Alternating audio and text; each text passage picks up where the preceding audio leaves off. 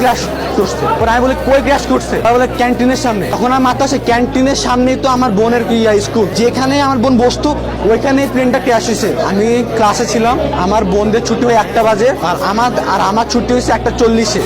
তো আমি যখন ক্লাসে উপস্থিত ছিলাম তখন একটা আওয়াজ হয়েছে অনেক জোরে একটা আওয়াজ হয়েছে। পরে আমি আওয়াজ শুনেই আমি দৌড় দিয়েছি, দেখি প্রত্যেকটা ছেলে মেয়ে দৌড় দিতেছে। পরে বলতেছি কেন দৌড় দিতেছে, বলে প্লেন ক্র্যাশ করছে। পরে আমি বলি কই ক্র্যাশ করছে, পরে বলে ক্যান্টিনের সামনে। এখন আমার মাথা আসে ক্যান্টিনের সামনেই তো আমার বোনের স্কুল, ওর কি হয়েছে। পরে আমি দৌড় দিচ্ছি, আমি দৌড় মারতে দেখি আমার বোন যেখানে বসে আছে ওই যেখানে আমার বোন বসতো ওইখানে প্লেনটা ক্র্যাশ হয়েছে।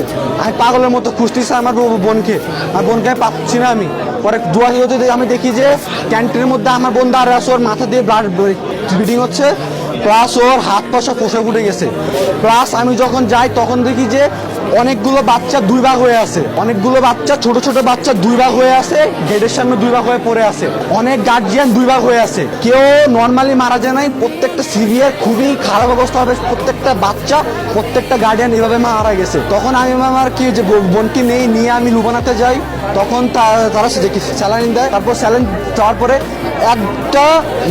একটা নার্স একটা ডাক্তার নাম হচ্ছিল ফারজানা, উনি আমাকে 2000 টাকা দিছে। উনি আমাকে চিনেও না, উনি আমাকে 2000 টাকা দিয়ে বলছে ধরো আব্বু। উনি আমাকে ধরে কান্না শুরু করছে, আব্বু ধরো, তুমি তোমার বোনকে নিয়ে যাও, যত যা লাগে নাও। উনি এত একজন ভালো মানুষ, উনি আমাকে অ্যাম্বুলেন্স ঠিক করে দিছে। তারপর আমি ওই অ্যাম্বুলেন্সে করে আমি আমার বোনকে নিয়ে আসছি। তখন এখান থেকে তারা আমাদের ট্রিটমেন্ট করে, তারপর ট্রিটমেন্ট করে আমাদের কোর্টে টানে।